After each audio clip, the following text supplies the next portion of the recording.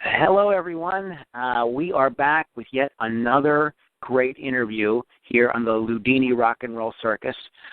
Today, I am going to be talking with Deb Callahan, a Philadelphia blues and soul drenched vocalist and songwriter.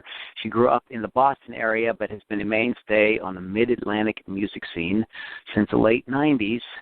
During this time, she has gained a reputation for writing creative blues, soul, and roots-influenced original music and using her powerful, expressive voice to deliver an exciting live show. She had a debut CD in 2002, and she's got a new record out right now called Sweet Soul that just came out about a month ago, September 1st, on Blue Pearl Records.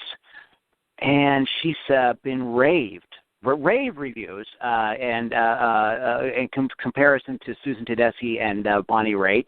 And I think Blues Revue Magazine says something like Philly's Deb Callahan has the pipes, the songs, and the raw talent to graduate to the next level.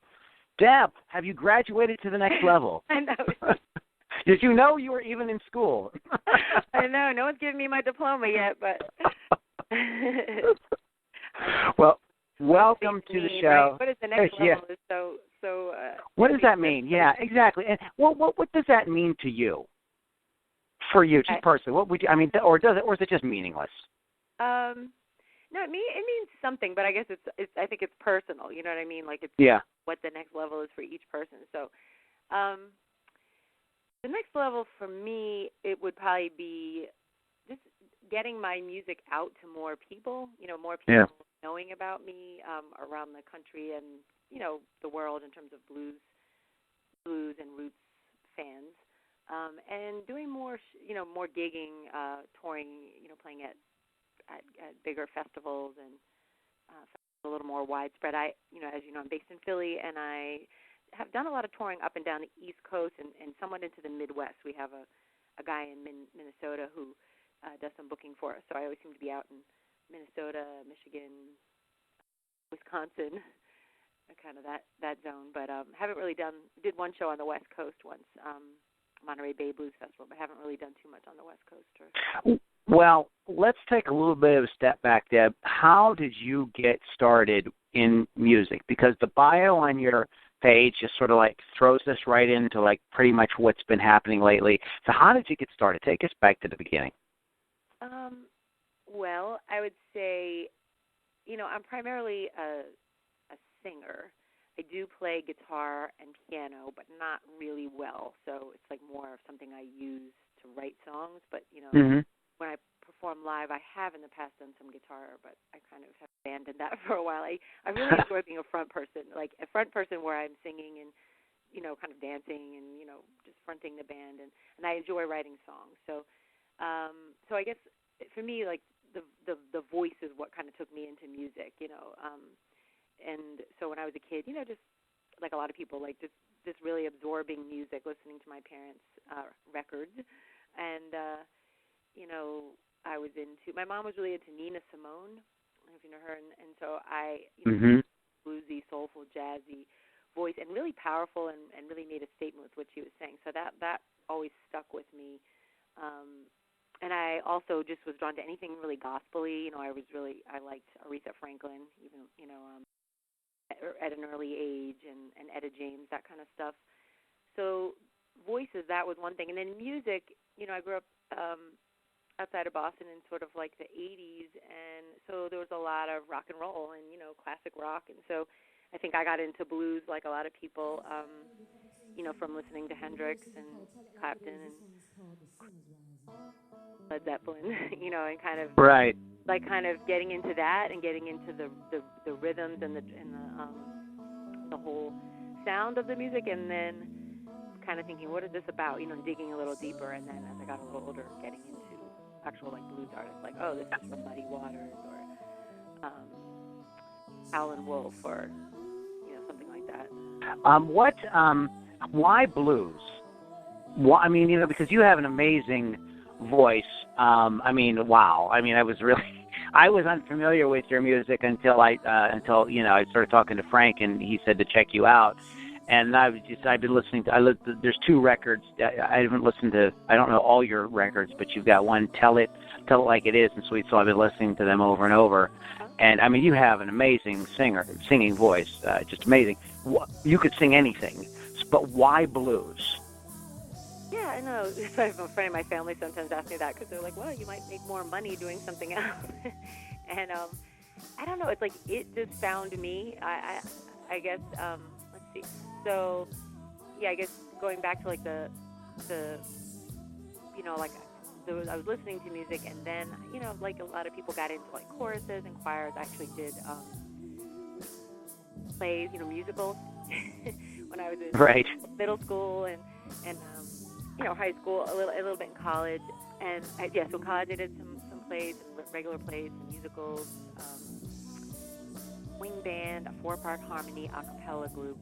And then a friend of mine was like, hey, I'm putting together like a blues rock band.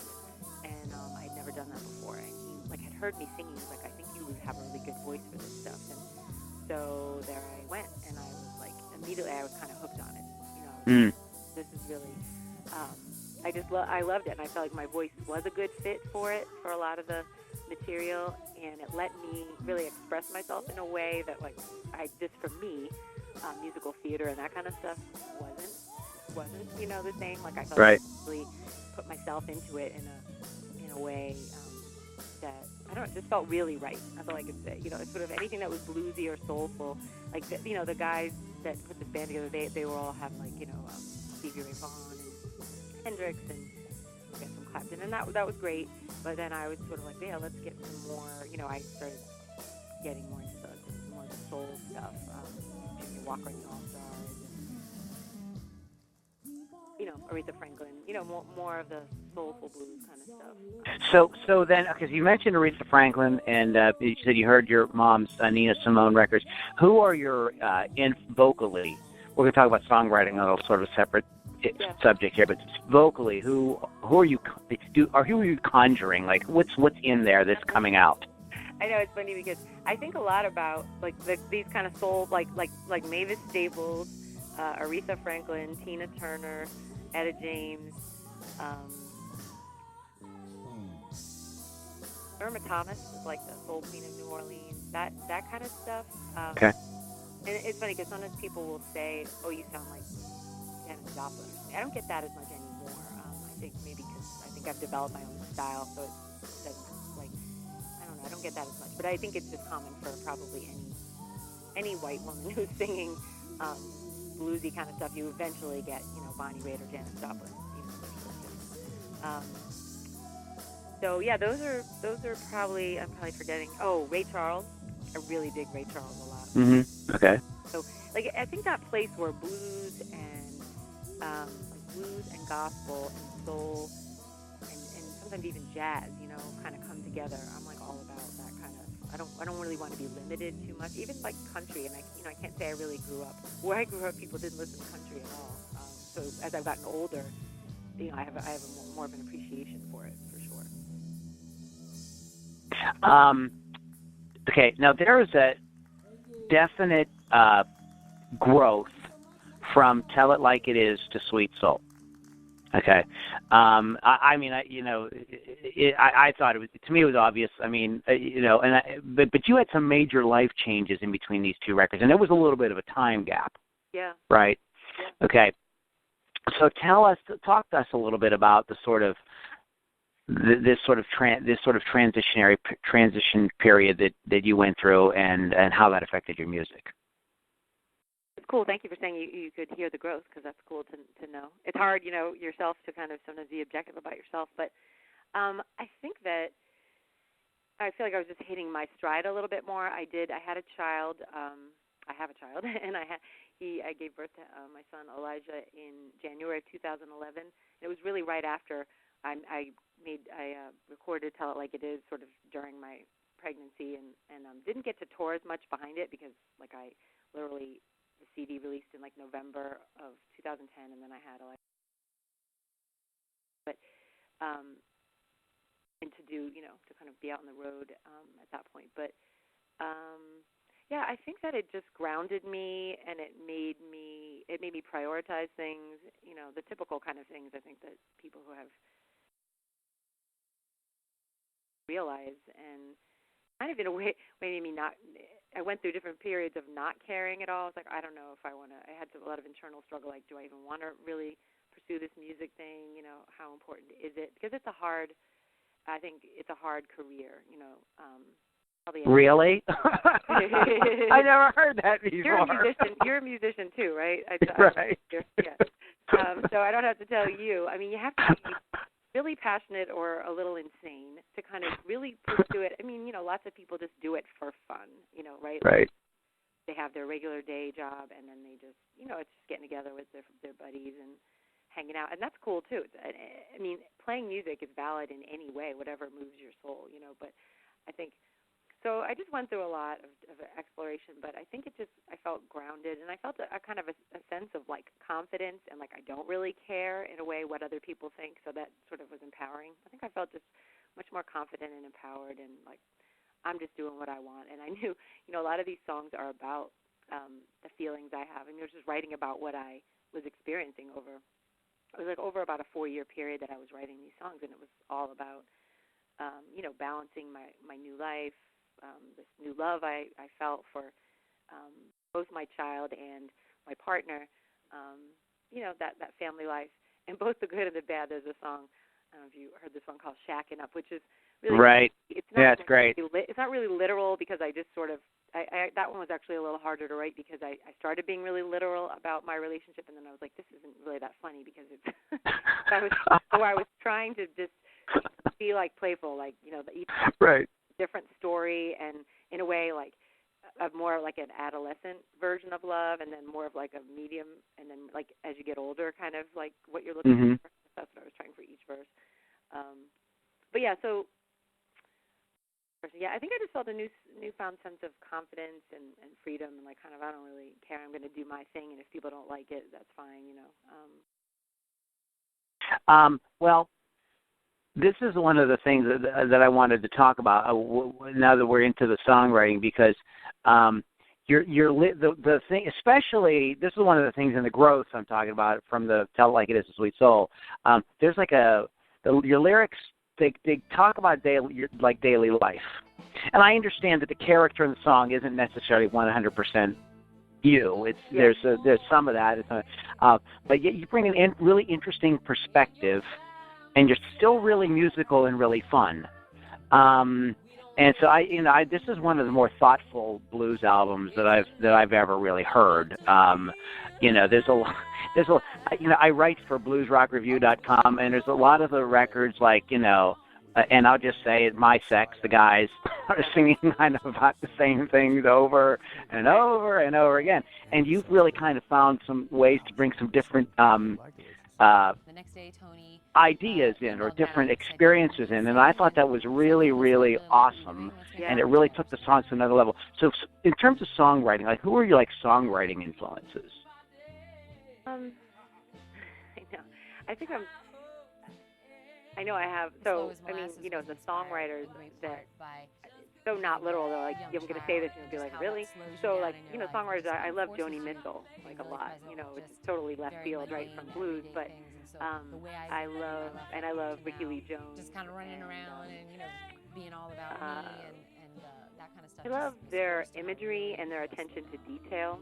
Mm-hmm. I like that about Bob Dylan, too. I don't like him as a singer, although I was just looking for sure, something different. Yeah, I mean, also all those help me writers, grow in a different there's direction. A lot of imagery, attention really to work with detail, some musicians with just great I guess for history blues, and understanding. I'm a really big, which of course this team of people. I'm a really big Robert Cray fan. We really enjoy taking someone's songs, and I like the way that an interpretation and an arrangement and a so, treatment, and get it right here live, really in the pocket. The funny thing is I'm not very conscious. There was like a few CDs ago that I actually did write a song, and I thought, well, I like to write something the artist a little takes bit us to a height, like and how then we Robert take Cray them, would write something, and so I believe, further into But it's just whatever comes out, kind of what you're feeling in the moment, and then it just sort of flows. I'm not really consciously thinking, like, I'm going to try to write a song like so-and-so. It really is just very organic, kind of.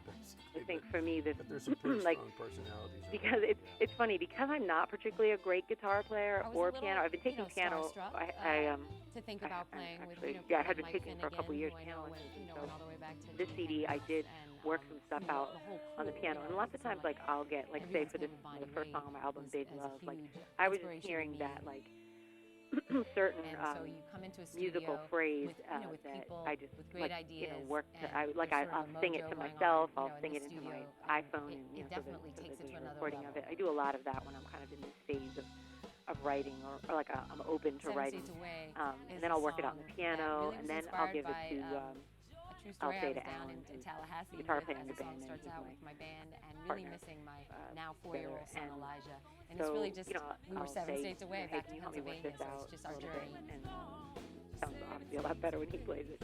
So, like, because I'll think of it, well, is it the bass line or is it the guitar line? I'm not really sure, and so, yeah, so he's really helpful in that way. So it's funny because he's not really that interested in being a songwriter, but I think, like, he never had been before knowing me. So he's a slightly begrudging songwriter, but he's like super great in the studio, and he comes up with really interesting parts and ideas, and so I kind of push him. It's huge. I mean, I guess together we come up with something. Okay, so it is collaborative then with your guitarist. Yeah, a lot of times, or I'll.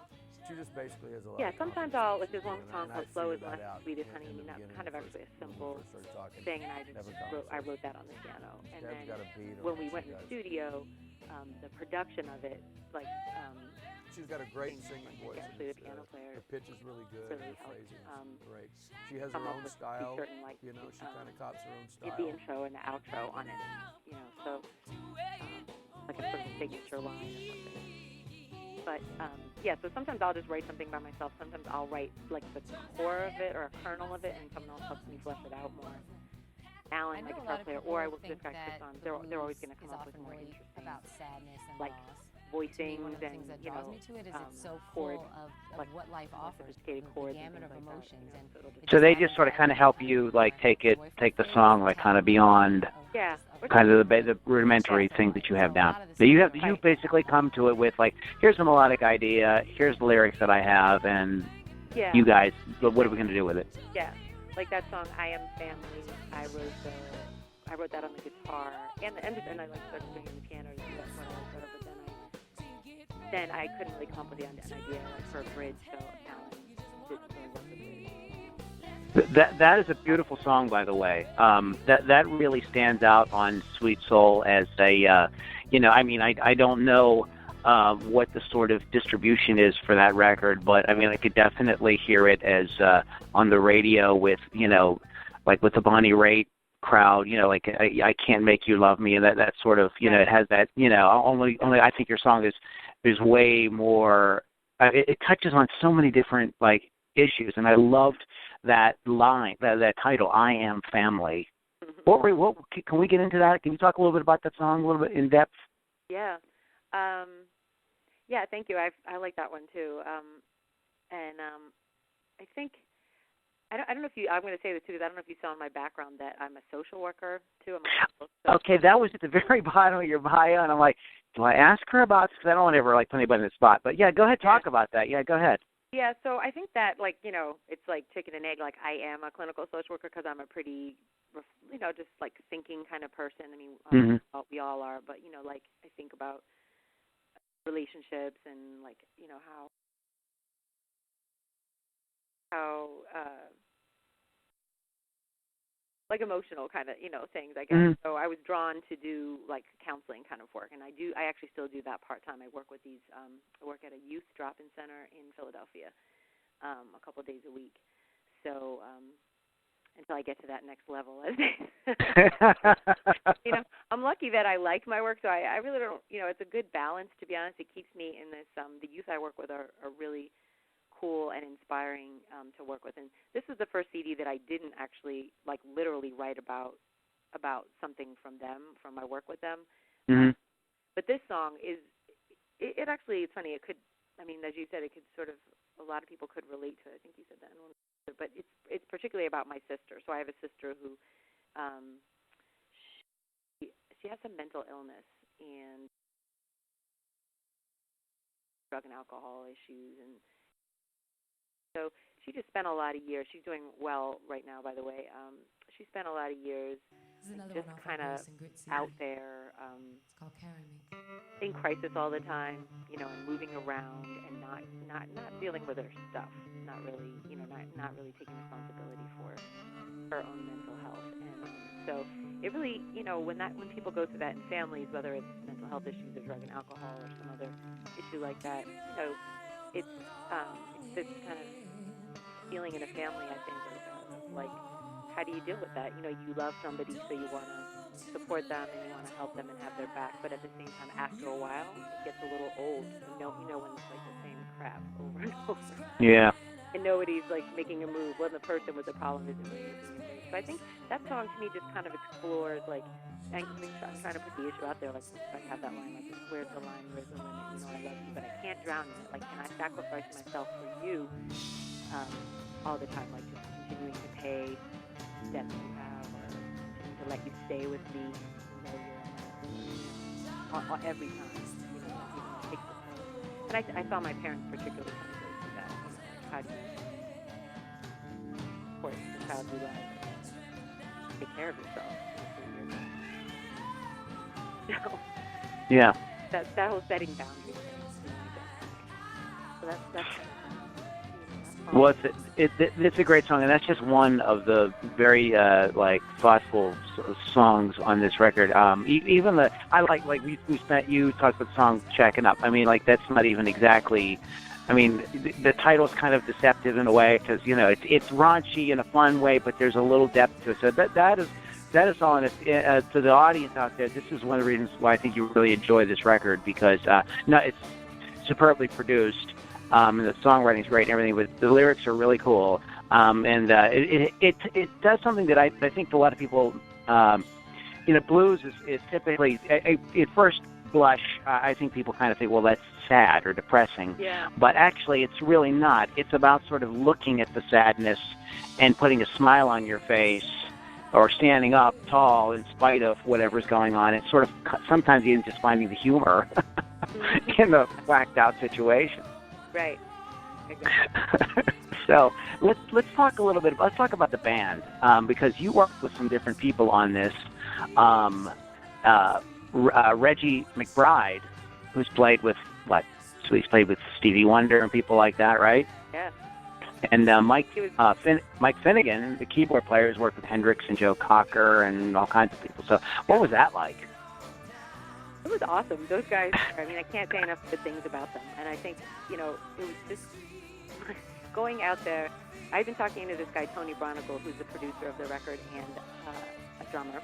And I kind of randomly, you know, saw the universe intersect or whatever. Like, I was doing a gig one night up in Bethlehem, Pennsylvania, and in the same venue. It's a big venue. I was playing outdoors, and it was an indoor venue, and Robert Cray was there that night, and Tony was the drummer for Robert Cray. And I remember thinking, because I really, like I said, I'm a huge Robert Cray fan. I'm like, wow, what if Robert heard me? And like, asked me to come on stage, you know, just a little daydream. And then that didn't happen, but the next day, Tony, you know, inboxed me on Facebook and was like, hey, I heard your show last night. I really was listening to what this Sunday. So I didn't really think too much of it, but he, you know, we kind of started this dialogue, and like over the course of like 4 years, we were, you know, he was like, send me your songs, you know, and started talking about budget, but it still seemed a bit of a pipe dream, you know, in a way. And, you know, I started saving money and whatnot. I guess, you know, we decided to do it last fall, but, you know, I flew out to LA with my guitar player, Alan, and, you know, it was a little scary, I would have to say, in the beginning. It was just a little intimidating, because I didn't know, you know, are these guys going to be friendly? Are they going to get what I'm doing? I mean, I knew they were super high level and talented, but they were very warm, very open, like right away within the first, you know, hour. I didn't feel like there was any weird attitudes, or like, I think maybe my fear was like, you know, they might just be coming in to pick up a paycheck and not really, you know, get invested in it. But it was really the opposite. I mean, those guys, they really love what they do. They care about each project. I mean, It sounded like it from they were talking about other projects, and no matter, Reggie, the bass player, he was like, after he left me, he was going on the road with Barry Manilow. Cool. And he had been playing with Keb Mo a lot, and as you said, Stevie Wonder, and Mike Finnegan came in, the keyboard player, and he was like, I just finished Bonnie's record, so he had Bonnie Raitt. They had lots of funny stories. They had all played with Bonnie, with Etta James. One of our CDs. This one's off our Grace and Grit CD. It's called Food. So this sets up a real relaxed sort of thing in the studio where you're totally at ease now, and you're, so, okay. Yeah, they all know each other, and they're good friends, so they work together well, and they were very welcoming of us. So, yeah, right away, I felt like, it upped my game, I have to say. Like it wasn't, there were some, I felt just good, actually, playing with them. It wasn't a lot of, I actually said to Tony, this is the first record I didn't, I could sing really fine every day, and I wasn't worried by the end. Like, by the end, my voice wasn't kind of feeling sore or, like I overdid it in any way. I didn't, I just felt like I was singing in a relaxed way with this group, and that we didn't have to do take after take after take, and they didn't even know the songs going in. So, you know what I mean? I think when you're at that level, it was just like, they got what I was doing. They came up with good ideas. I mean, I love Reggie's bass playing. He has that kind of James Jamerson Motown. He's from Detroit, actually. He lives in L.A. And I love that he added this kind of soulfulness to it, I thought. And, yeah, I mean, and Tony is a great drummer, has a lot of experience, and good ideas, and Mike. And this other guy, Donnie Lee Schell, was the engineer. And he was great to work with. He had played with Bonnie Raitt also. He played guitar on that Shackin' Up song. So, yeah, I can't say enough good things about the recording process. I mean, I was out there for a week, and then, I hadn't planned to go back or anything, which I didn't. It would have been nice to have been able to go back, but that really wasn't in the budget.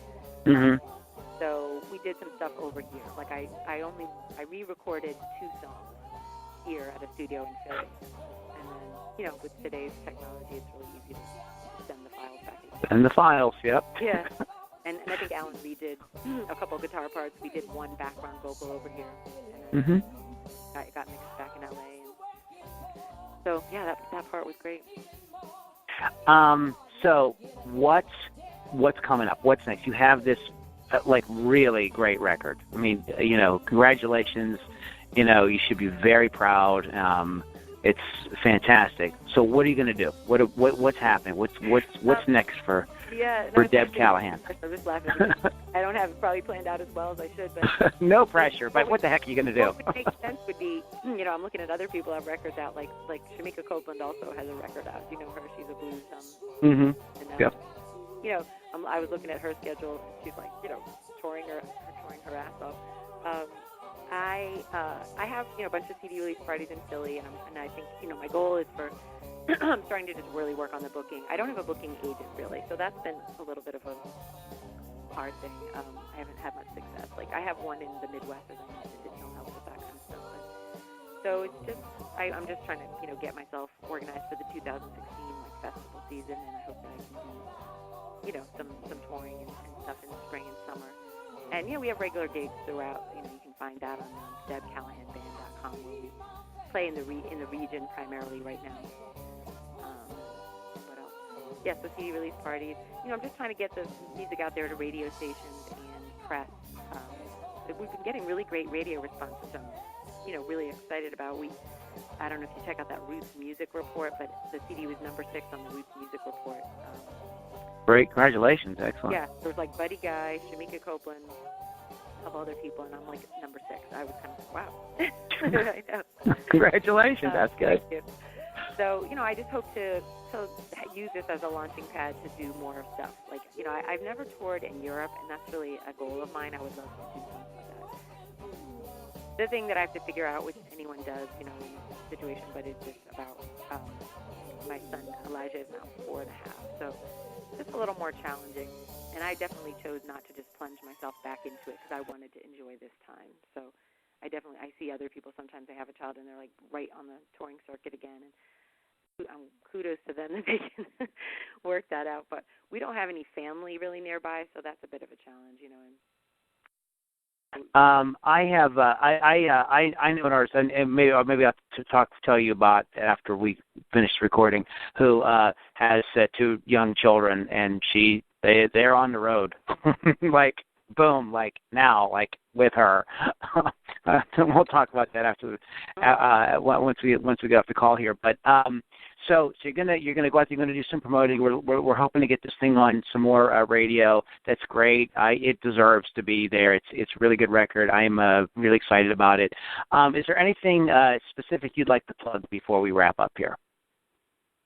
No, but if anyone listening is curious, if we piqued your interest, you can find this record at debcallahanband.com and iTunes, Amazon, all that stuff. It's on Pandora, all those digital downloading sites. I think it's pretty much made its way too. So check it out. If I've been listening to it on the RDO app, and it's very excellent. Deb, thank you so much. Again, that is debcallahanband.com, and there's a lot more information there. And also, I wanted to mention one other thing I wanted to plug for you. Maybe you forgot. There are a lot of videos of you on YouTube, and even the amateur ones, like cell phone videos, are actually still really good. Deb has such an amazing voice. Usually, if you look at enough videos, you find people, okay, they're a little out of tune, or they're this. I've watched about 15 of them. I've yet to see anything where you didn't sound absolutely fantastic. So that's a testimony to what a great performer Deb is live. So if you are in the Philadelphia area, or you're able to check her out at a festival or something like that, you definitely want to go see her. Hey, Deb, thanks so much for taking some time out today to talk to us. We'll go over a couple things once we finish the call here. But once again, folks, that is debcallahanband.com for all your Deb Callahan needs. All right. I appreciate you. I appreciate talking to you today. No problem. All right. Thank you very much. Audience, go check it out, and we will see you on the next Loudini Rock and Roll Circus.